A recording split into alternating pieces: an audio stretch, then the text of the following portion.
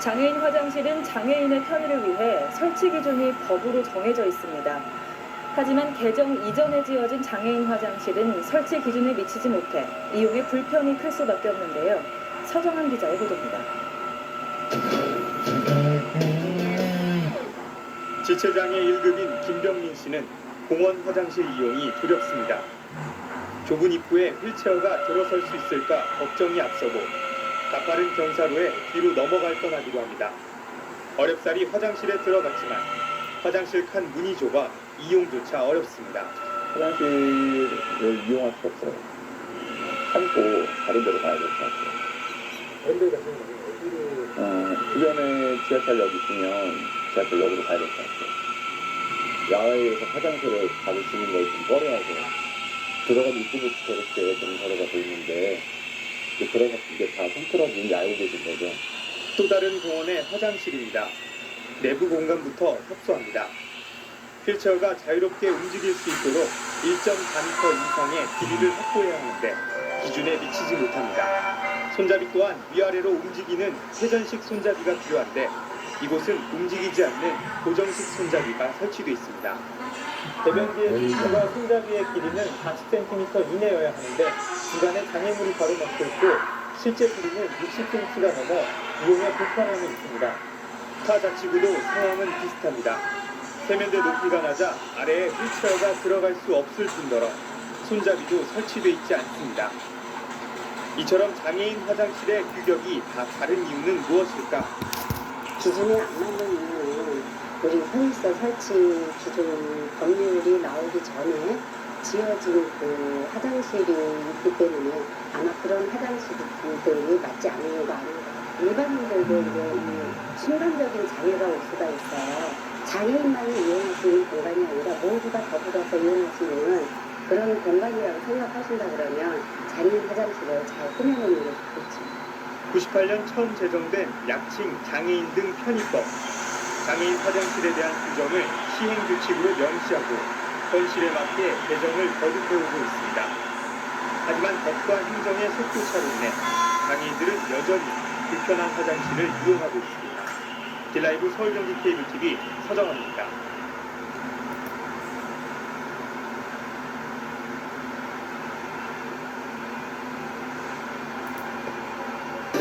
네, 시청자 여러분 안녕하십니까.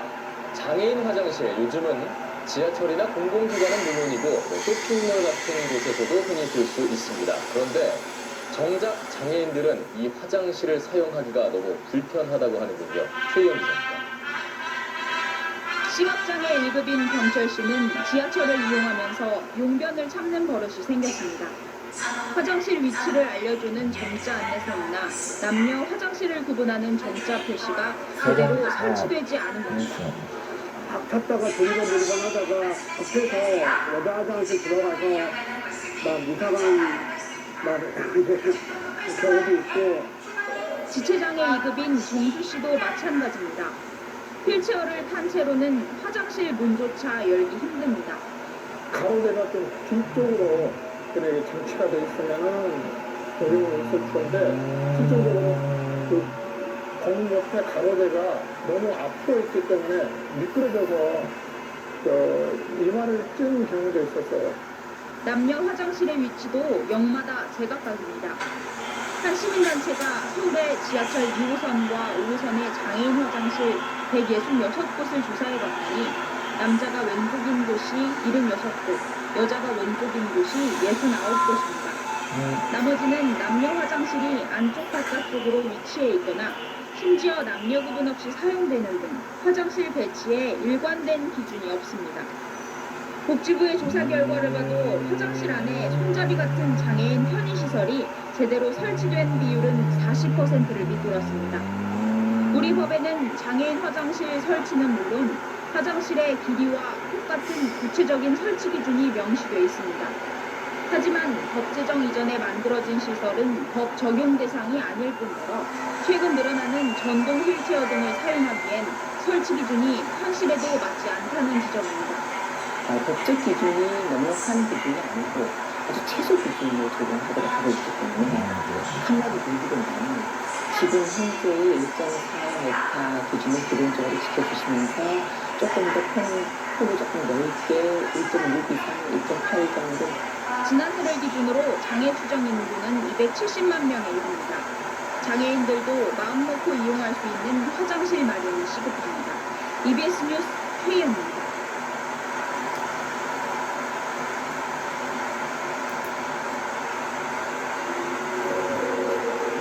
준비된다면 소책과 칼럼 스포츠.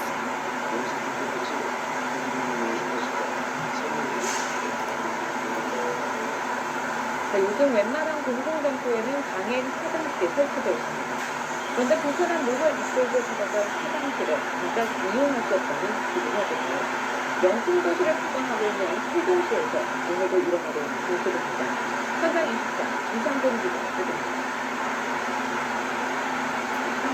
전동 휠체어를 탄 장애인이 화장실을 이용하려고 힘겹게 문을 열고 건물에 들어갑니다. 하지만 장애인 화장실을 이용할 수 없었습니다. 내부가 청소용품으로 가득하기 때문입니다. 또 다른 건물, 아예 장애인 화장실 문을 잠가놨습니다. 장애인 화장실은 어느 빌딩에도 있긴 있는데 있으면 뭐하냐는 거죠, 제 말은. 사용이 전혀 안 되는 상황으로 가버리면 다리 없는 것보다 어느 때는 더 화가 나는 경우가 있어요.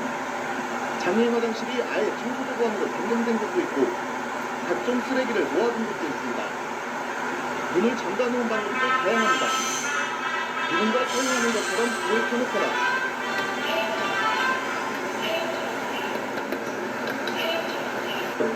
계세요. 문 앞에 물건을 쌓아둔 곳도 있습니다. 잠긴 문에 고장 수리 중이라는 안내 문구가 붙은 화장실도 발견했습니다. 대변기가 고장나 사용이 금지된 장애인 화장실입니다. 한번 들어가 보도록 하겠습니다. 문을 직접 내려보니 정상적으로 작동하는 것을 확인할 수 있습니다. 건물 관리자는 한결같이 일반인들이 장애인 화장실을 무분별하게 사용해 어쩔 수 없었다고 해명합니다. 전기에 얼굴이 막 묻어있고 지금 땀 같은 거 같은 쏙 휴지로 막 손으로 막 삐삐 말아가지고 진짜 처음 인간이 많이 쓰는 거죠. 그리고 다 숙제하고 여기도 있고 진짜 큰일나. 정말이 안 돼. 우리가 저희가 가져오는 거죠.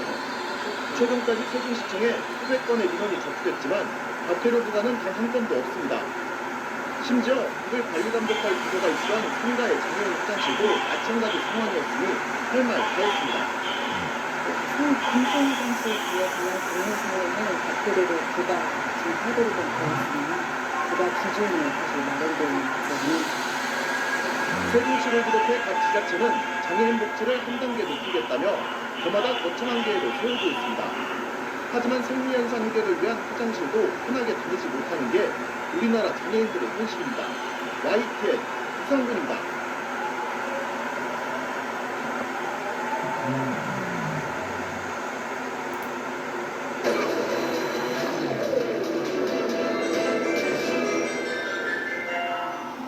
신축 건물에는 장애인 화장실을 반드시 설치해야 합니다. 정부도 장애인 화장실 설치 비율이 90%가 넘는다고 홍보하고 있습니다. 하지만 장애인들이 정말 쓸 수 있는 화장실은 많지가 않습니다. 문이 잠겨 있거나 상부로 바뀐 곳도 있습니다. 도착 카메라 윤재영 기자. 요즘 새로 지은 건물에선 장애인 화장실을 쉽게 찾을 수 있습니다. 지난해 정부가 전국 약 19만 곳을 조사한 결과를 봐도 이 장애인용 세면대와 대변기 설치율이 90%가 넘는데요.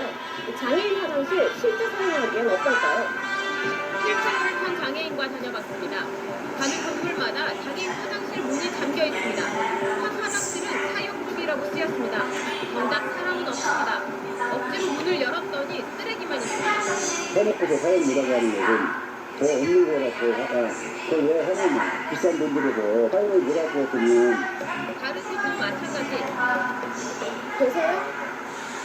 이 건물 장애인 화장실은 사람이 있는 것처럼 불이 들어와 있고 여기를 보면 사용 중이라는 표시등도 켜져 있는데요. 하지만 아무리 문을 두드려도 응답이 없고 또 열림 버튼을 눌러도 문이 열리지 않습니다.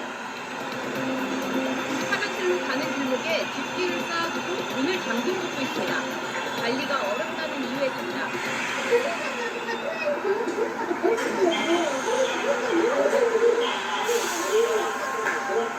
일반인도 이용하기 힘든 화장실이지만 장애인은 들어갈 수 있다고 주장합니다.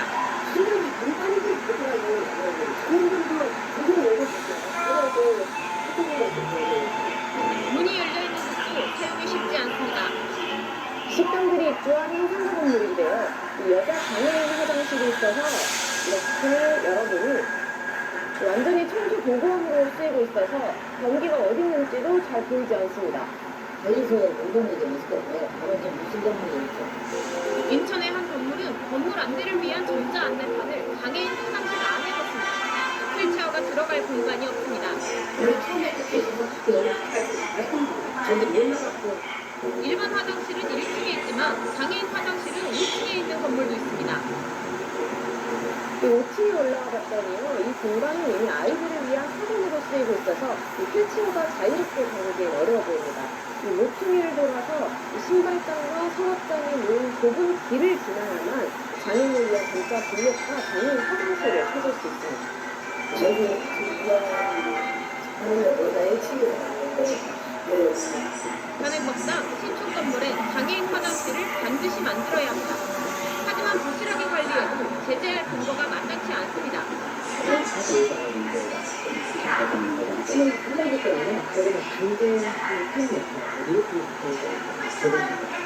일부 공공기관도 상황은 비슷합니다. 서울의 한 주민센터입니다. 장애인 화장실에 청소 도구들을 줬습니다. 또 다른 주민센터에선 일반 화장실에 가기 위해 장애인이 휠체어에서 내렸습니다. 장애인 화장실을 못 찾았습니다. 정작 장애인 화장실은 2층에 있었습니다. 흔히 공중화장실은 그 나라의 문화 수준을 알 수 있는 공간으로 보입니다. 사용할 수 없는 장애인 화장실, 장애인 정책에 대한 우리 사회 한 주소가 아닐까요? 밀착카메라 인정입니다.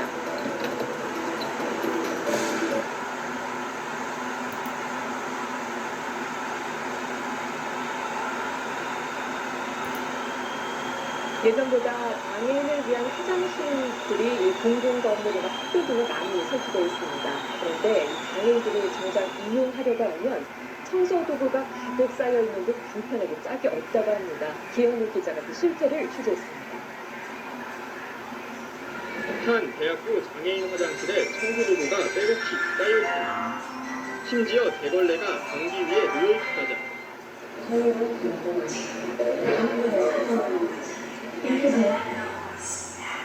고무장갑이 세면대 위에 놓여 있고 변기 주변에도 청소도구가 질비합니다. 도저히 사용할 수 없는 상태입니다. 구청 화장실도 장애인이 이용하기 어려운 건 마찬가지입니다. 세면대 앞을 큰 상자가 가로막고 있습니다. 또 다른 구청 화장실에 빗자루와 쓰레받기가 너저분하게 놓여 있습니다. 변기 바로 앞에 물건이 없다 하더라도 주위에 있으면 휠체어를 움직이는 데 큰 불편을 줍니다. 후진으로 나오다 보면 건물에 습기도 하고 휠체어가 망가지기도 합니다. 크기도 문제입니다. 한 구청 1층에 있는 장애인 화장실인데 출입구를 어렵사리 통과해도 화장실 내부 길이가 구력보다 짧아 휠체어가 들어가면 남는 공간이 거의 없습니다. 지금은 변기 공유좀 더 좋을 텐데, 시민들이 조금 여기 해결하는 건 너무 적습니다. 지난 1998년 이후 공공기관의 장애인 화장실 설치와 관리가 제대로 지켜지지 않고 있습니다. 유명 강제동이나 벌금을 부과해서 조치가 되도록 해야 되는데 그런 부분은 안 돼 있고 유명 강제동이나 벌금을 부과할 시설 기관은 지자체에 설치가 안 돼 있어서 좀 힘든 것 같습니다. 지난 2013년 장애인 화장실 설치 대상 건물을 전수조사한 결과 수평 손잡이를 비롯한 편의시설 적정 설치율이 40%에도 미치지 못하는 것으로 나타났습니다. KBS 뉴스 대현우입니다.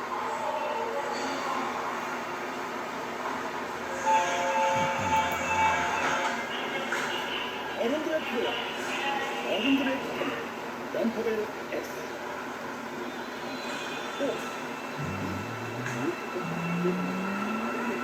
장애인들의 필수품으로 자리 잡은 전동 휠체어나 전동 스쿠터. 그러나 정작 장애인 화장실에서는 사용이 쉽지 않다는 사실 알고 계십니까? 과거 스톤 휠체어 규격에 맞춰 정해진 장애인 화장실 면적 기준이 전동 휠체어의 크기를 따라가지 못해 벌어지는 일이라는데요. 자세한 사연 안윤아 기자가 취재했습니다. 전동 휠체어를 타고 장애인 화장실을 이용해봤습니다. 문을 열고 들어가는 데엔 성공했지만 공간이 협소하다 보니 휠체어 방향 돌리기가 쉽지 않습니다. 문을 닫거나 변기에 앉기 위해 휠체어를 이동시켜야 하지만 적잖이 애를 먹습니다. 장애인 화장실 공간이 전동 휠체어 크기에 맞지 않는 건 현실에 맞지 않은 법 기준 탓이 큽니다. 수동 휠체어 크기에 맞춰 폭 1.4m를 최소 기준으로 정한 10년 전 시행 규칙이 아직 적용되고 있는 겁니다.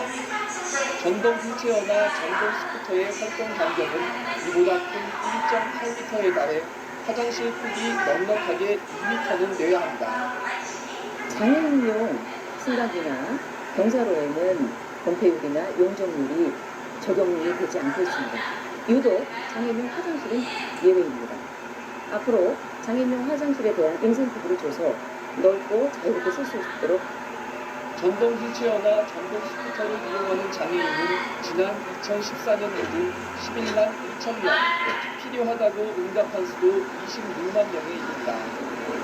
또 정부의 복지 확대 방침에 따라 건강보험 공단이 해마다 1만 명에 가까운 장애인에게 전동 휠체어나 전동 스쿠터를 이상 제공하고 있습니다. 하지만 과거에 머물고 있는 법기준, 현실을 따라잡지 못하는 특상 행정 탓에 장애인들의 불편이 계속되고 있습니다. YTN 안일합니다.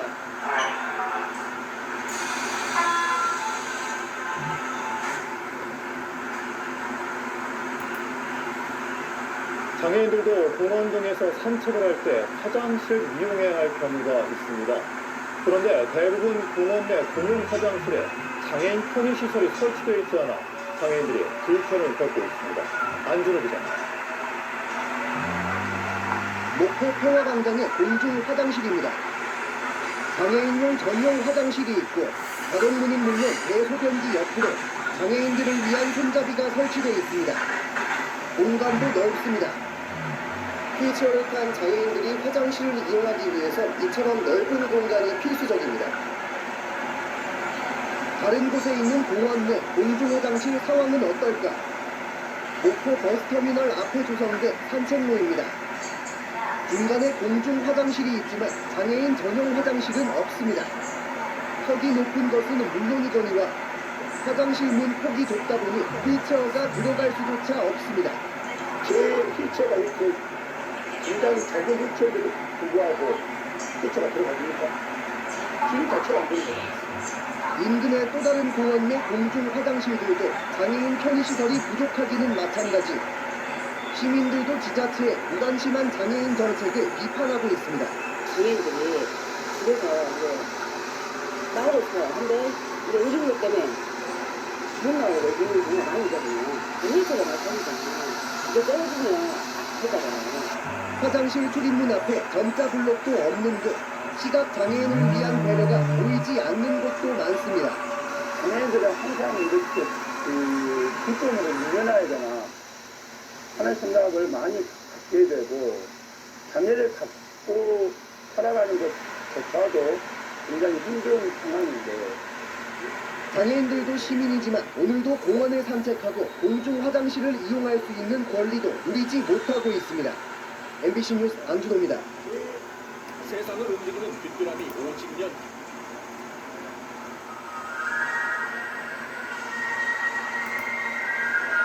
장애인들이 일상에서 느끼는 이동의 장벽은 어느 정도 수준일까요? 21년간 이동권을 호소했지만 지하철도, 버스도, 택시도 여전히 이용하기 어렵다는 게 이들의 호소인데요. 이유경 기자가 함께 대중교통을 타봤습니다. 휠체어를 이용해 지하철을 타러 가는 길. 엘리베이터를 타고 내려가니 계단이 나옵니다. 요금을 낼 때도 승강장에 갈 때도 끝없이 나오는 계단을 피해 멀리 있는 엘리베이터를 3번 바꿔 탄 뒤에 지하철에 오릅니다.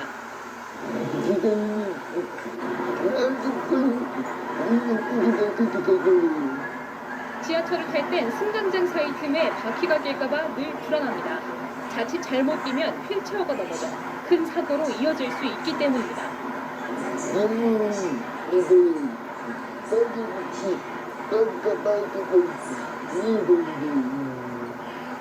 이번엔 장애인 콜택시를 불러봤습니다. 호출을 하려고 보니 예상 대기 시간이 48분에 이릅니다.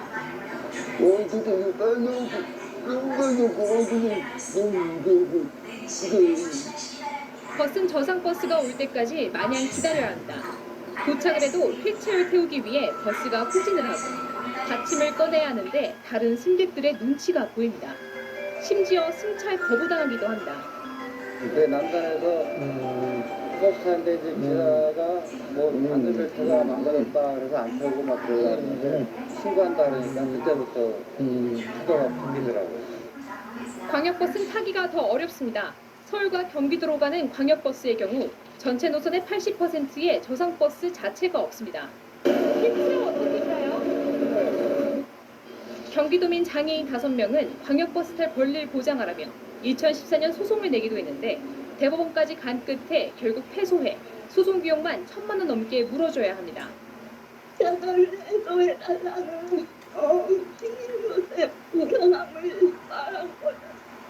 비용을 정말 이걸 아프게 하는 게 아니라 지난해 말 저상버스 도입을 의무화하는 교통약자법 개정안이 통과됐지만 불가피한 경우 예외를 둘 수 있고 시외버스와 고속버스는 아예 제외됐습니다. MBC 뉴스 이유경입니다.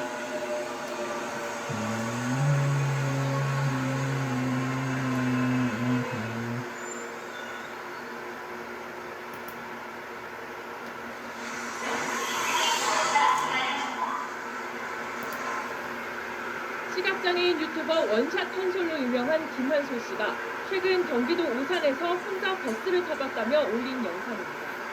내가 혼자서 할 수 있는지를 보는 거기 때문에 목적지까지 버스 2대를 갈아타야 하는데 일단 첫 번째 버스는 성공적으로 탑승합니다. 이거 53번 맞아요? 아 제가 시각장애인이라서 목적지에 다다르자 버스 기사는 천천히 내리라며 하차 안내까지 해줍니다. 저요? 아 감사합니다. 아 감사합니다. 하차까지 성공한 김 씨가 이번엔 2번째 버스 탑승을 시도했습니다. 그런데 버스 기사는 김 씨를 쳐다보기만 할 뿐 앞문을 열어주지 않습니다. 지팡이를 쥐고 버스 근처를 서성여 봤지만 결국 끝까지 문을 열어주지 않고 출발해버립니다. 다음 버스 역시 불친절하기는 마찬가지였습니다. 앞이 보이지 않아 버스 번호를 물어보고 타야 하는데 기사가 대뜸 짜증을 냅니다. 혹시 오색 시장 안 가나요? 다른 거예요? 아, 네. 김 씨는 목소리가 잘 안 들려 다시 물어본 건데 짜증내는 듯한 버스 기사에게 화가 났다며 친절했던 첫 번째 기사님이 그립다고 말했습니다. 안 열어주는 것도 있었지. 그러니까 기분이 되게 확산한다. 영상을 본 누리꾼들은 당사자가 아닌데도 화가 난다며 불친절함은 그렇다 쳐도 문도 안 열어준 기사님은 너무하다는 반응을 보였습니다. 유튜브 구독자 64만 명을 보유한 김 씨는 자신의 채널에 시각장애인이 길 건너는 법, 밥 먹는 법 등 일상생활을 보여주는 콘텐츠를 올려 큰 호응을 얻고 있습니다.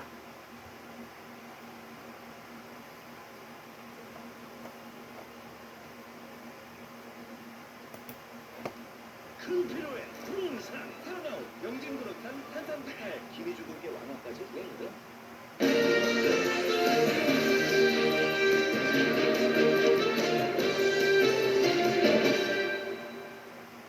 오픈마이크 이번 주 다음 주는 장애인을 돕는 도우미견 이야기를 해보겠습니다. 먼저 시각장애인 안내견입니다.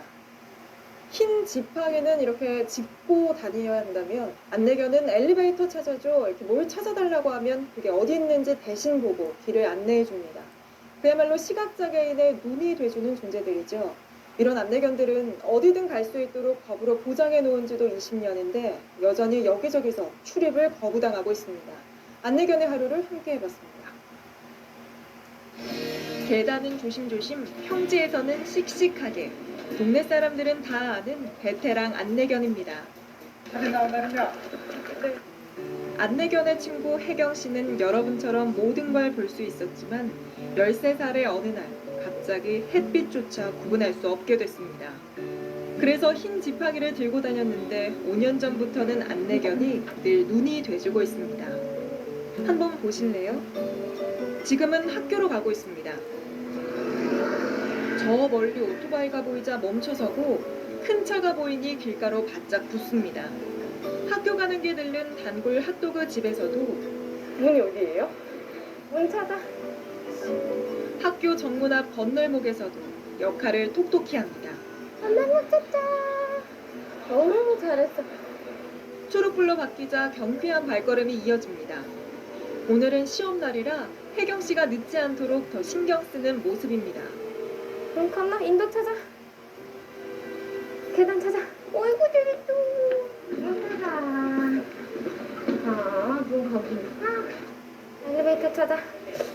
찾아달라는 건 모두 찾아주며 임무를 완수.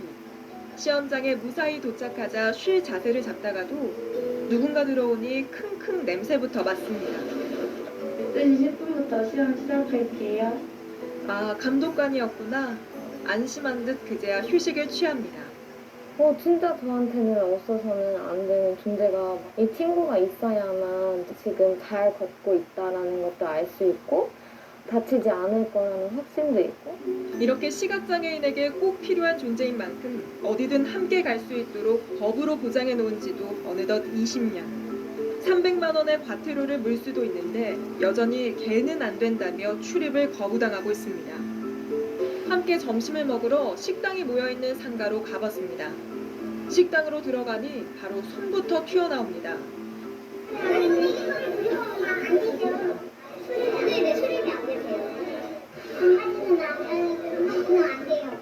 안 된다는 말을 어찌나 많이 들었는지 안 된다고 하면 안내견이 제일 먼저 고개를 돌려 나갈 준비를 합니다.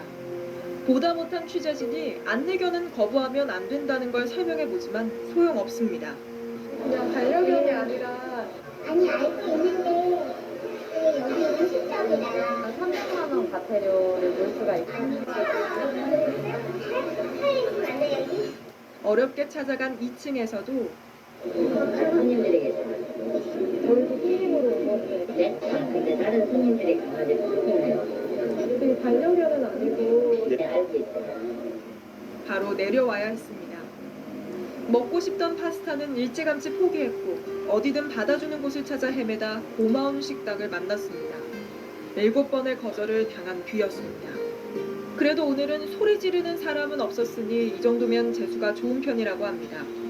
한 번은 배를 탔는데 윽박을 지르며 차들이 주차된 이런 곳으로 쫓아냈습니다. 이제 매연도 나오고 나는 습하고 덥고 그러니까 차들 사이에 제가 그렇게 강아지랑 서 있는데 내가 위치한 편의점 위치가 딱 이쯤인 건가? 승차 거부를 하며 적반하장으로 경찰에 시청에 전화를 하고 안내견이요. 경찰이 출동해도 떳떳한 사람들. 사장님, 다른 애완동물이 아니고 안내견은 특별한 이유 없이 거부를 할 수가 없습니다. 안내견이어도 강아지잖아요. 강아지, 고양이, 새, 도마뱀 저희가 수입을 시키지 않고 있어요. 하지만 안내견은 그냥 강아지가 아닙니다. 차가 쌩쌩 달리는 도로에서도 꼬마 친구가 놀자고 장난을 쳐오는 이런 상황에서도 언제 어디서든 시각장애인의 눈이 돼주는 존재들입니다. 저도 실명을 경험하기 전에는 제가 아예 안 보일 줄 몰랐어요. 누군가 저와 같이 어느 날 갑자기 실명을 하게 되었을 때 안내견이라는 친구가 비상구가 되어줄 수 있고 이 안내견이라는 친구랑 같이 걷게 되었을 때 우리 사회가 그때는 준비가 되어 있었으면 좋겠어요. JTBC 한민용입니다.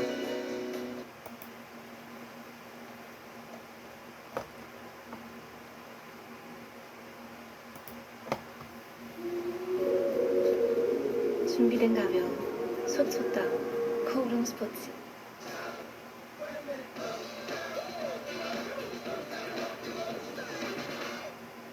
네, 다음 소식입니다. 발달장애인 5명 중 1명은 평일 낮 시간을 집에서 혼자 보낸다는 조사 결과가 있습니다. 밖에 나갔을 때 장애인을 위한 편의시설이 부족한 탓이 큰데요. 그렇다면 집 안에선 어려움 없이 지내고 있을까요? 일반 주택의 경우 따로 개조 공사를 하지 않으면 화장실도 혼자 갈 수 없는 경우가 많습니다. 윤아림 기자가 취재했습니다. 혼자 사는 뇌병변 장애인 황철우 씨. 집안에선 휠체어를 타고 생활하는데 혼자서는 갈 수 없는 곳이 있습니다. 화장실입니다. 화장실 입구와 변기 사이 거리는 84cm. 휠체어 길이는 이보다 긴 91cm이기 때문입니다. 변기가 바로 앞에 있기 때문에 100% 부딪혀서 변기가 깨져요. 그렇기 때문에 아예 꿈도 못 꿉니다. 결국 활동지원사가 와야만 화장실을 갈 수 있는 겁니다. 안 계실 때는 기적이 되지 않은가. 연변을 참는 루틴이 돼가지고 신축 아파트는 사정이 나을까? 코로나19 후유증으로 남편이 휠체어를 타게 된 김모 씨. 새로 입주한 아파트 화장실은 폭이 좁아 휠체어를 타곤 사용할 수 없었습니다. 급한 대로 손끼임 방지 장치를 제거하고서야 간신히 들어갈 수 있게 됐습니다. 그 간이요. 화장실 변기를 급한 대로 도입을 했어요. 그럼 손은 어떻게 씻지? 양치는 어떡하지?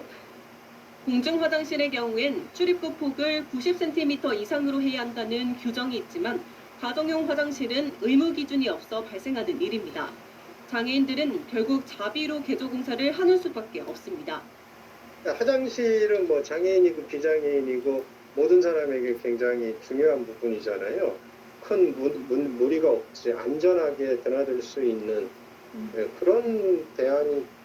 올해 정부의 장애인용 주택 개조 사업 예산은 28억 5천만 원, 1,500가구 정도를 수리할 수 있는 돈인데 화장실뿐 아니라 문턱이나 경사로 공사 지원비가 포함된 예산입니다. KBS 뉴스 윤아림입니다.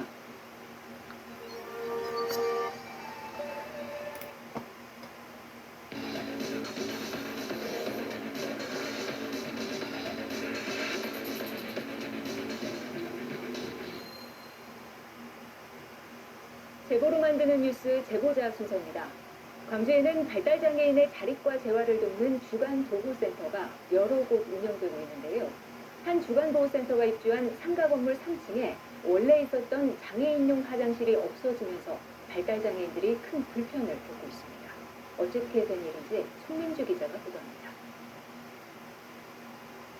광주 남구의 한 건물 3층에 있는 발달장애인 주간보호센터입니다.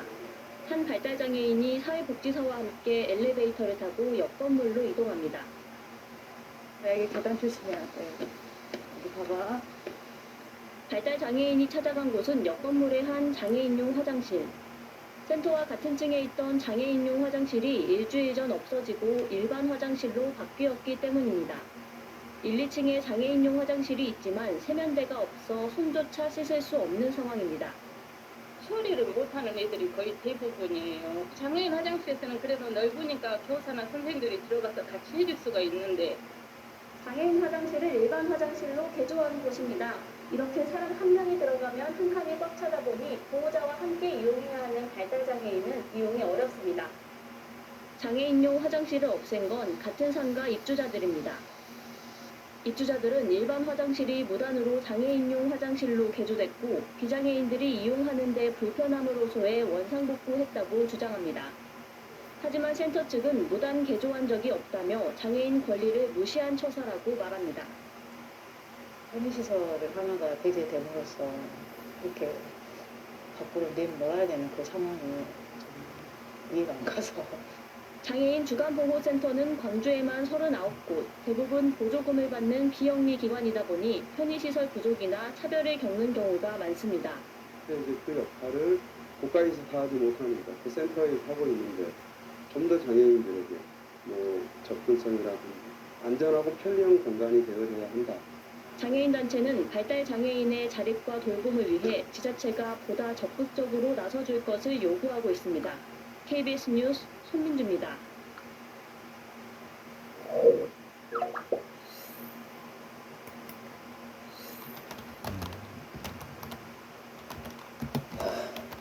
강아지 살을 찌꺼기로 만들어서 돈 버니까 좋으세요?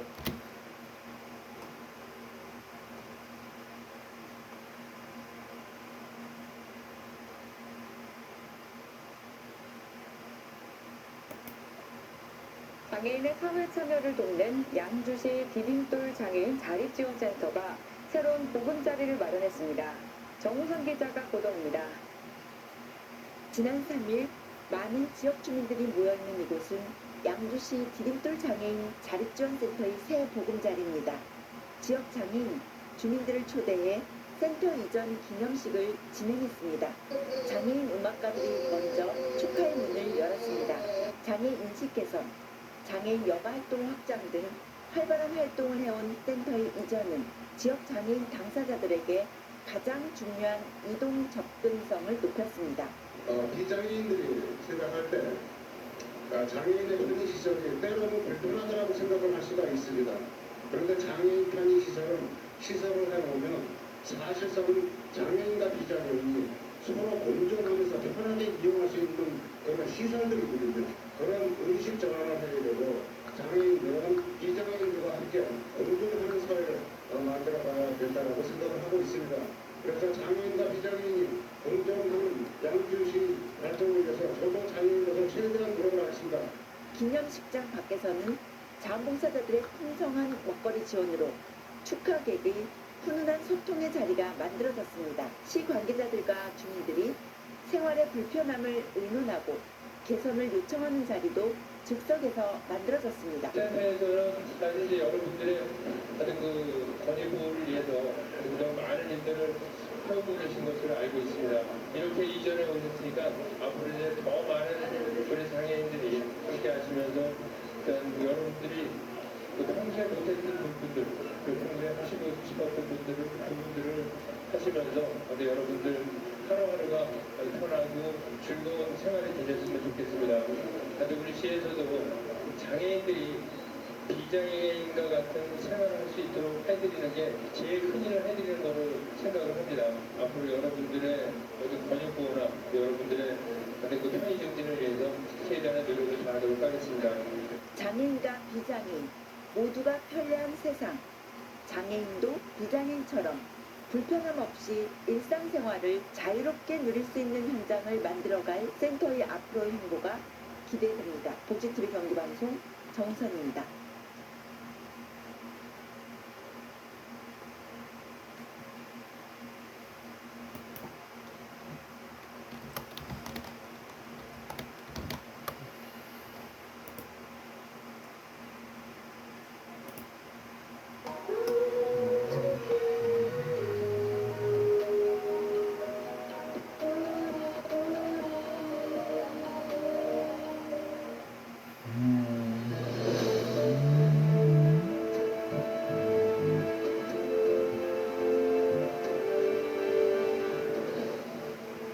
여러분 안녕하십니까. 22대 국회 첫 국정감사가 오늘부터 4주 일정으로 시작됐습니다. 첫날부터 대통령 관저 증축 의혹을 비롯해 김건희 여사를 둘러싼 내용을 놓고 여야의 충돌이 이어졌습니다. 특히 관저 공사를 맡았던 업체 대표가 오늘 국감 증인으로 나오질 않자 야당은 증인을 국회에 데려오도록 하는 동행 명령을 의결했는데 그러자 여당 의원들이 강하게 반발하며 퇴장하고 있습니다. 오늘 첫 소식 정다은 기자가 전하겠습니다. 국회 행정안전위원회 국정감사, 야당은 증인으로 채택한 인테리어 업체 21g 대표 등이 불출석하자 동행명령을 의결했습니다. 21g은 김건희 여사가 운영했던 후바나 콘텐츠를 후원했고 대통령 관저공사를 수의계약으로 따내 논란이 일었던 업체입니다. 관저공사를 지인에게 불법으로 몰아줬다는 의혹이 사실이라면 이것은 김건희 국정농단 사건으로 탄핵 사유가 되는 중대한 사건입니다. 동행명령 의결에 반발해 여당 의원들이 퇴장하면서 파행을 빚기도 했습니다. 야당 의원들은 21g 회사 사무실로 찾아가 동행명령 집행에 참여하기도 했습니다. 국토교통위원회에선 양평 고속도로 동점 변경 의혹을 놓고 공방이 벌어졌습니다. 바뀐 노선 끄트머리게 김건희 여사의 친정 관련된 땅들이 무려 29개 필지가 있어요. 고속도로 노선조차도 김건희 여사 일가의 부의 축적용으로 활용하는 것 아니냐? 다 거짓입니다. 양천고속도로는 예파 선정이 2019년에 예파 선정이 됐고요. 21년에 양조면을 종점으로 하는 예타안이 통과가 됐습니다. 민주당 윤종근 의원이 중고차 허위 매물이 인터넷으로 거래되는 심각성을 지적하면서 박상호 장관 간호차를 매물로 등록한 사실이 공개되면서 공방도 벌어졌습니다. 안전하게 지금 5천만 원의 판단이 나와 있어요. 그렇습니다. 무단으로 당근 마켓에 올리고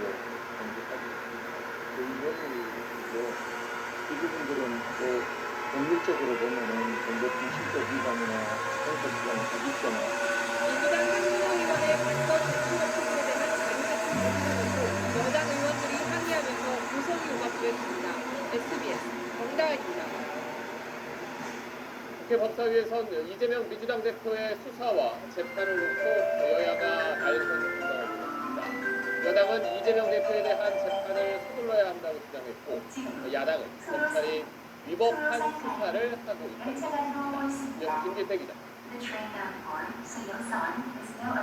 국회 법사위의 대법원 국정감사. 국민의힘은 이재명 민주당 대표의 선거법 위반 재판을 서둘러야 한다고 촉구했습니다. 약 142일 정도 걸리던 것이 이게 뭐 최대 99일만 걸렸다. 5.5배에 줄였다. 뭔가적인 국민들이라 하면 나쁘지 않는다는 거죠. 이중 불사 사건은 최소 징역 10원이 나와야 한다는 주장도 나옵니다. 인생의 재판대가 영향을 미친 경우가 가능하다. 또 하나, 인생을 조사하는 경우가 가능하다. 최소 징역 10원이 상하를 되어 민주당은 이 대표 이중 불사 혐의는 검찰의 위법한 수사라고 나타났습니다. 경제적이죠. 국회의원의 위협하는 결정이야지 아무나 붙어서는 안 되는 거 아니겠습니까? 근데 국민께가 경제정제나 국회의원에 해당할 수 있는 것입니까? 지난 대선 당시 김만배와 개인적 친분이 없다고 한 윤석열 대통령은 보직고 처분하고 진실을 보유하는 이 대표에겐 징역 2년을 구형했다고 검찰을 비판했습니다. 윤석열 후보는 무죄, 이재명 후보는 징역 2년 구형. 이러한 검찰의 이중 자체가 과연 어떤 것인가? 또 명태균 씨가 윤 대통령에게 제공한 여론조사 대가가 김영선 전 의원의 재보궐 공천이란 한 유튜브 방송을 언급하며 탄핵 사유라고 주장했습니다. 박근혜 대통령도 법률을 위배하고 헌법적 의지가 없다 하여 탄핵이 됐습니다. 저는 이것은 탄핵 사유라고 생각합니다. 국민의힘은 김성태 전 쌍방울 회장이 이 대표 측 정치 조직에 돈을 댄 것으로 해석될 여지가 있는 이화영 전 부지사 녹취 파일을 뒷거로 세 사람을 뇌물 공여등 혐의로 경찰에 고발했습니다. 이재명 대표 재판 로비, 공로사 대당, 호객기 후원과 광장 조직에 대한 불법 자금 지원까지 한편에 범죄 누아르 영화가 연상되실 겁니다. 야당의 김건희 여사 의혹 공세에 여당이 이재명 대표 사법 리스크로 나서면서 국정감사 첫날부터 상임위 곳곳에서 격돌이 벌어지고 있습니다. SBS 김기태입니다. 국민의힘이 이른바 한동훈 대표 공격 사수 의혹을 받고 있는 대통령 행정관에 대한 수사에 들어있습니다. 한 대표는 당의 기강을 바로 세우겠다며 법적 조치를 하겠다는 가능성까지 있습니다. 논란이 계속 커지자 김대란 전 행정관은 서울 보증보험 감사서를 올려봤습니다. 정반석 기자였습니다. 지난 7월 국민의힘 전당대회를 앞두고 한동훈 당시 대표 후보에 대한 공격을 상대했다는 의혹을 받는 한 대표는 용납될 수 없는 행위라며 감찰 진행과 함께 필요한 경우 법적 조치까지 하겠다고 물러설 뜻이 없음을 강조했습니다. 민주당은 기존대표가 극단적 부적 기력과 같이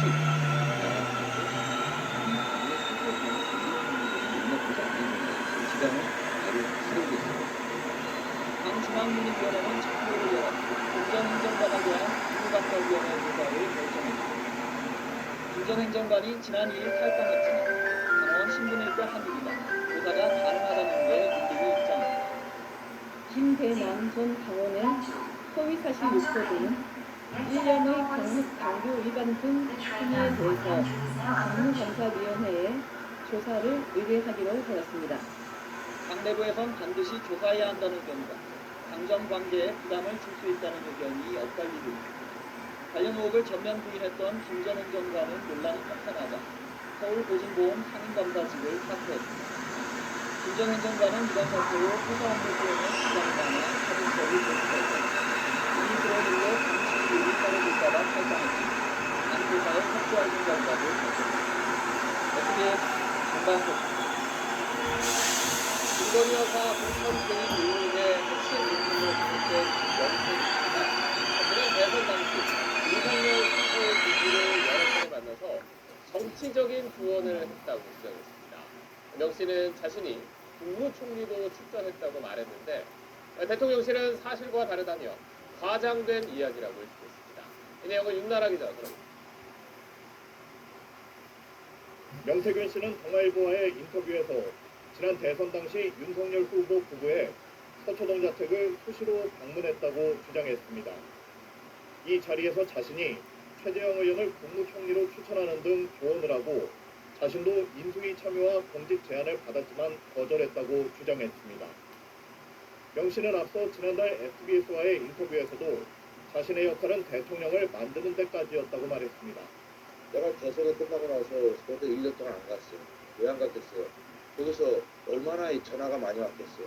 나는 대통령 되는 데까지가 내 역할이에요. 내가 부인자라서. 민주당은 비선 실세의 국정농단이라며 대통령실 입장 표명을 요구했습니다. 선출받지 않은 비선 실세들이 대통령의 뒤에 숨어서 국정을 농단했다는 증언이 나오는데 대통령실은 왜 아무런 입장도 내지 못합니까? 이에 대해 대통령실 고위 관계자는 명 씨가 대선 경선 기간 다른 정치인과 함께 윤 대통령 자택을 방문해 한두 번 본 것이 전부라며 대선 이후엔 소통한 적이 없다고 말했습니다.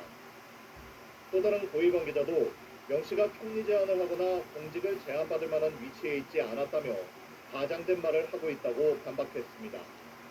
지난 총선을 앞두고 명 씨가 김 여사에게 전화를 걸어 김영선 전 의원 단수 공천을 부탁했지만 이를 거절했다며 공천 개입 의혹에도 선을 그었습니다. 이준석 의원이 유승민 전 의원에게 정치를 잘못 배웠다는 명태균 씨 주장에 대해 유 전 의원은 이 의원은 자신한테 정치를 배운 적이 없고 자신도 가르친 적이 없다며 명 씨가 악의적으로 거짓말을 하고 있다고 반박했습니다. SBS 윤나라입니다. 국민의힘 한동훈 대표가 이틀 연속 자신과 가까운 당 안팎의 인사들과 식사 모임을 했습니다. 이걸 두고 한동훈 대표 측 사람들이 새 결집에 나선 거라는 분석이 나왔는데 당장 여당 안에선 계파 갈등을 일으킬 우려가 있다는 비판의 목소리가 이어졌습니다. 조윤아 기자가 취재했습니다. 한동훈 국민의힘 대표는 어제 서울 종로의 한 식당에서 친한계 의원 20여 명과 비공개 만찬을 했습니다. 한 대표는 2시간 반가량 진행된 자리에서 열심히 앞장설 테니 믿고 따라와 달라 국민 눈높이에 맞게 대안을 제시하자고 말한 것으로 알려졌습니다. 당정 지지율이 동반 추락하는 등 위기 상황에 대한 언급이었다고 참석자들은 전했습니다. 굉장히 적극적으로 위기의식을 공유했어요. 이대로 가면은 당이 진짜 공멸한다. 이런 의식들은 다 갖고 계시더라고요. 한 참석자는 김건희 여사 리스크가 걱정된다는 의견이 나오자 한 대표가 그때 상황을 보고 대응하자고 답했다고 전했습니다. 새 결집에 나선 거란 분석에 한 대표는 말을 아꼈습니다. 그냥 휴일에 정해놓은 거예요. 제가 거기서 특별히 뭐 의미를 부여하거나 그 안에 또 있었던 얘기들을 하나하나 얘기하는 게 적절하지는 않았거든요. 하지만 권영세 의원은 대동단결을 해도 부족한 지금 개파 모임을 하는 건 부적절하다고 지적하는 등 친윤계에선 비판이 이어졌습니다. 이렇게 공개적으로 노골적으로 식사 모임을 한다라고 광고하면서 모임을 가진 것을 제가 본 적은 없거든요. 이런 것이 당의 분열을 일으킬 수가 없는 거예요. 한 대표는 오늘도 여의도에서 원외위원장 90여 명과 오찬을 했습니다. 민주당은 한 대표를 향해 대통령과 결별하고 특검법에 협조하라며 여권 분열을 파고들었습니다. 야당의 공세와 친윤계 반발, 개파와 거리를 두고 있는 다수 의원들 속에서 친한계가 새 확장에 성공할 수 있을지 주목됩니다. SBS 조인입니다.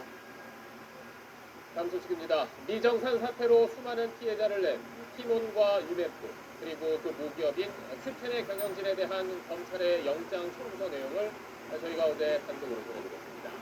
검찰은 이들이 금감원에 미정상금 규모를 허위 보고한 걸 넘어서 브로커를 통해 금감원에 로비를 시도했고 또 국회와 언론에는 거짓 해명을 하며 기사 댓글 작업까지 벌인 걸로 파악했습니다. 여현교 기자가 단독 취재했습니다. 티몬 유광진 대표 등에 대한 구속영장 청구서엔 김 회장이란 인물이 등장합니다. 검찰은 티몬 유 대표가 김 회장이라는 브로커를 통해 금융감독원에 로비를 시도했다고 적시했습니다. 금융감독원에 티몬의 미정산 금액을 축소 신고하고 경영 개선 계획서를 허위 제출한 걸 넘어 브로커를 통한 로비까지 시도했다고 본 겁니다.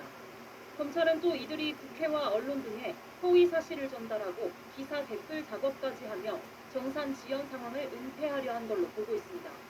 지난해 국정감사를 앞두고 언론 기사에 Q10의 정산 지연에 관한 댓글이 달리자 이를 무마하기 위해 계열사 임원들에게 우호적 취지의 댓글을 게시하도록 지시했다는 겁니다. 올해 7월 본격적으로 TMF 정산 지연 문제가 불거졌을 때도 시스템 오류, 전산 장애라고 허위 해명을 내놨다고 지적했습니다. 실제로 올 7월 중순 이 같은 내용의 TMF 입장이 담긴 기사들이 쏟아졌습니다. 검찰은 이런 상황 은폐로 추가 피해가 발생해 피해 규모가 더 커졌다고 밝혔습니다. 로비 의혹에 대해 팀원 유광진 대표 측은 김 회장이란 사람은 금감원을 잘 안다고 해 지인 소개로 알게 됐고 그 지인을 통해서 팀원을 잘 봐달라고 얘기해달라고 전했을 뿐이라고 해명했습니다. Q10 구영배 대표 등에 대한 구속 전 피의자 신문은 오는 목요일 열릴 예정입니다. SBS 여윤규입니다. 음주운전을 하다 사고를 낸 혐의를 받고 있는 문재인 전 대통령의 딸 문다혜 씨가 오늘 경찰에 출석하지 않았습니다. 경찰은 조사 일정을 조율하고 있다고 밝혔는데 추가로 공개된 당시 사고 영상엔 문 씨 차량이 갑자기 차선을 바꾸다가 뒤따라오던 택시와 부딪히는 모습이 담겨 있습니다. 신용인의 기자가 지난 5일 새벽 2시 45분 서울 용산구 이태원역 3거리입니다. 문재인 전 대통령이 딸 다혜 씨가 몰던 녹색 캐스퍼 차량이 3거리 한복판에 진입한 뒤 차량에 둘러싸여 한동안 움직이지 못합니다. 그러다 좌회전하는 1톤 탑차를 아슬아슬하게 피해 간신히 교차로를 빠져나옵니다. 이후 50m쯤 더 달린 차량은 갑자기 우측으로 차선 변경을 시도하다가 옆 차선을 달리던 검은색 택시와 충돌합니다. 도로가 막혀 일대가 혼잡해지자 문 씨는 차를 인도 옆 차로로 이동시킨 뒤 차량에서 나옵니다. 현장에 출동한 경찰은 문 씨를 인근 이태원 파출소로 이미 동행했는데 이 과정에서 문 씨가 경찰의 팔을 뿌리치는 모습도 CCTV에 담겼습니다. 당시 문 씨의 혈중 알코올 농도는 면허 취소 수준인 0.149%였고 의사소통엔 문제가 없었다고 경찰은 설명했습니다. 사고가 나기 40분 전쯤엔 문 씨가 자신의 차량과 비슷한 모양의 다른 차량 문을 열려고 여러 차례 시도하는 모습도 포착됐습니다. 문 씨를 도로교통법 위반 혐의로 입건한 경찰은 소환 일정을 조율 중입니다. 경찰은 음주사고가 나면 일반적으로 음주 측정과 신분 확인을 한 뒤 귀가시키고 일정 조율 후에 경찰서로 불러 조사한다고 밝혔습니다. 경찰은 주변 CCTV 등을 토대로 문 씨의 사고 전 동선과 구체적인 음주량 등을 파악하고 신호위반과 불법 주차 등 문 씨의 다른 교통법규의 위반 여부도 조사하고 있습니다. SBS 신용일입니다. 국방부 산하 공익재단 법인 가운데는 한국군사문제연구원이라는 곳이 있습니다. 그런데 연구원의 원장이 여성이 군대에 가면 결혼이 늘어나고 또 출산율도 올라갈 거라는 말을 해서 논란이 일고 있습니다. 해당 원장은 국방부 장관인 것입니다. 한소희 기자가 단독 보도했습니다. 국방 정책 수립에 기여하고 예비역 지원을 위해 지난 1994년 설립된 국방부 산하 공익재단이 한국군사문제연구원. 이 연구원 원장인 예비역 공군 중장 출신 김영철 원장이 지난달 한 유튜브 방송에 나와 여성 징병제가 출산율을 올리는 데 도움이 될 것이라며 이렇게 말했습니다. 여성이 이제 군에 가야 되는 상황이 됐어요. 그러면 생활관에서 남녀가 같이 물론 밥은 따로 시겠지만 그렇죠. 대학교 기숙사에서는 같이 있을 거 아닙니까? 네. 그럼 자연스럽게 거기서도 남녀 이제 좋아하는 커플이 생기고 남녀가 같은 생활관을 쓰면 전우애가 생겨 결혼을 한다는 황당한 발언을 이어갔습니다. 일상을 같이 할 수 있는 전우애가 생겨서 그렇죠. 오히려 결혼도 많아지고 또 그 다음에 아기도 많이 낳지 않을까. 그걸 잘 이렇게 유도해서 기회를 자꾸만 제공한다는 측면에서 그것도 좋고 네. 또 유사 시에는 전투력으로 훈련이 되잖아요. 김 원장은 지난 대선 당시 윤석열 후보 캠프 공명선거 안심투표 추진위원회에 이름을 올렸었고 2년 전 12대 원장에 취임했습니다. 야당은 임명권자인 국방부 장관의 사과를 촉구했습니다. 군대를 출산의 도구로 삼으란다거나 매우 부적절한 행사입니다. 임명권자인 국방장관은 즉시 사과하고 김 원장은 SBS에 남녀 간 만남의 장이 필요하다는 취지에서 가볍게 한 말이라며 부적절했다면 사과하겠다고 밝혔습니다. 또 자신이 원장이 된 건 정상적으로 지원해 이사회에서 선임된 것이라고 말했습니다. SBS 한소희입니다. 다음 소식입니다. 필리핀을 국빈 방문하고 있는 윤석열 대통령이 필리핀 대통령과 정상회담을 갖고 수교 75주년 만에 양국 관계를 전략적 동반자 관계로 격상하기로 했습니다. 또 원전과 방산 분야에서도 협력을 강화하기로 했습니다. 이한석 기자가 보도합니다. 한국 대통령으로 13년 만에 필리핀을 국빈 방문한 윤석열 대통령은 필리핀 페르난디스 마르코스 대통령과 정상회담을 가졌습니다. 두 정상은 수교 75년 만에 양국 관계를 전략적 동반자 관계로 격상하는 내용의 공동 선언을 채택했습니다. 특히 필리핀이 적극 추진 중인 원전과 교량 등 대형 인프라 사업과 방산 분야에서 협력을 강화하기로 했습니다. 양국 간 경제 협력을 한층 활성화해 양국 국민들에게 혜택이 돌아가는 실질 협력을 추진하기로 했습니다. 원전 협력 신호탄으로 한수원은 지난 1986년 가동을 중단한 바탄 원전에 대한 사업 타당성 조사에 나설 예정입니다. 라구나 호수 순환도로 건설 등 필리핀 대형 인프라 사업에 차관을 지원할 계획입니다. We have also signed the Memorandum of Understanding on the Economic Innovation Partnership Program. This establishes a framework for cooperation between our countries for the advancement of national, regional, and urban development in the Philippines.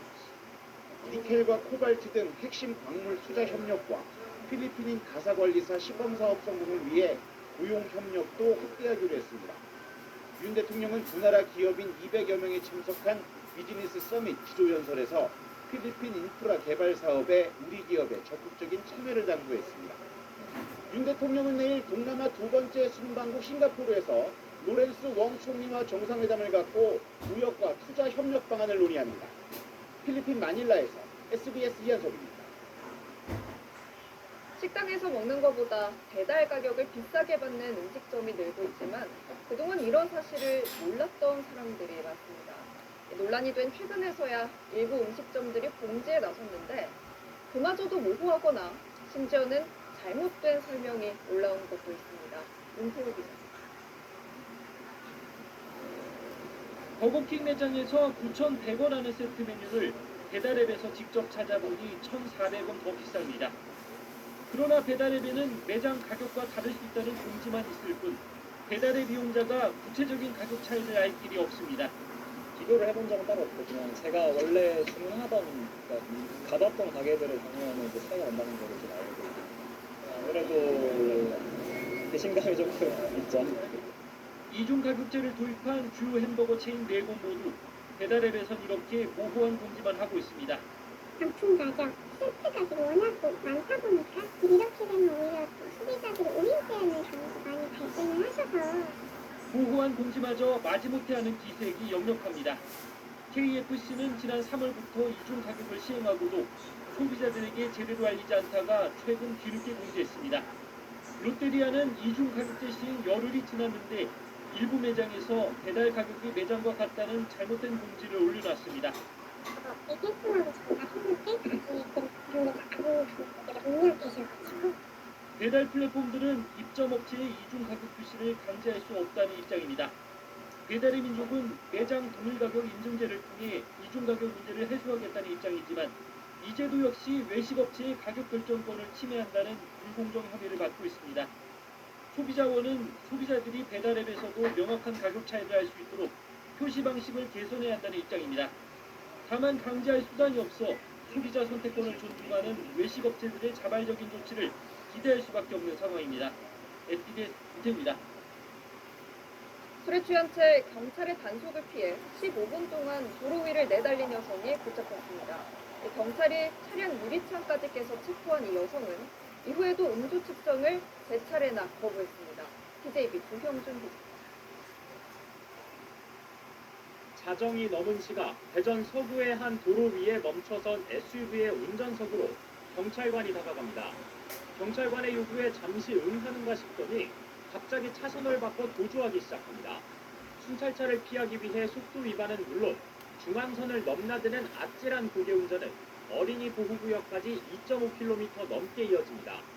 음주운전 의심 신고를 받고 출동한 경찰관을 피해 달아난 건데 결국 순찰차 3대의 길을 가로막히고 나서야 도주국은 끝이 났습니다. 이 음주운전자의 위험한 질주는 이곳 오거리 한복판에서 경찰에 검거되기 전까지 15분 넘게 이어졌습니다. 멈춰서고도 문을 열지 않고 버티는 운전자. 결국 경찰관이 3단봉으로 운전석 유리창을 깨고 운전자를 꺼냅니다. SUV 운전자는 30대 여성 A씨로 양팔을 경찰관들이 잡고 부축해야 할 정도로 만취 상태였습니다. 현행범으로 체포된 A씨는 이후 경찰의 음주 측정을 3번이나 거부했습니다. 음주 측정을 거부하면 혈중 알코올 농도 0.2% 이하의 음주운전보다도 엄한 최소 1년에서 5년 이하의 징역 또는 500만 원에서 2천만 원 이하 벌금형에 처해질 수 있습니다. 경찰관의 정당한 특정 요구에 부응하게 되면 운전면허는 당연히 취소됩니다. 또한 벌금 등에 있어서도 더 중하게 부과되고 있습니다. 인근 대학가에서 술을 마신 사실을 인정한 A씨는 과거 음주운전 적발 전력이 있다 보니 두려운 마음에 도주했다고 경찰에 진술한 것으로 전해졌으며 지난달 13일 검찰에 넘겨졌습니다. TJB 조형준입니다. 바이든 미국 대통령이 나이가 많아 실수가 잦다고 비판해온 트럼프 전 대통령이 요즘 이딴 말실수로 구령 논란에 휩싸였습니다. 이란을 북한으로 잘못 말하기도 했는데요. 해리스 부통령은 트럼프의 대선 불복 문제를 강하게 비판하며 두 번째 임기를 허락해선 안 된다고 강조하고 있습니다. 워싱턴 남승모 특파원의 보도입니다. 트럼프 전 대통령이 난데없이 자신의 암살 시도 배우로 북한 김정은 위원장을 지목합니다. They said that we have to guard the United Nations, which meant the president of North Korea, who's basically trying to kill me. So they want to guard him, but they don't want to guard me. 바이든 정부의 경호 수호를 비난하는 과정에서 이란은 북한으로 잘못 말한 겁니다. 또 다른 연설에선 NBC의 심야 토크쇼 진행자를 바꿔야 한다며 19년 전 숨진 사람을 찾기도 했습니다. Where's Johnny Carson? Bring back Johnny. It made you appreciate, right, Uncle Sam? It made you appreciate the greatness of Johnny Carson. 말실수가 잦아지면서 바이든 공격의 단골 소재였던 고령 논란이 이젠 트럼프로 향하고 있습니다. 트럼프 고령 우려는 지난 6월 여론조사 때 27%에서 최근 40%로 급증했습니다.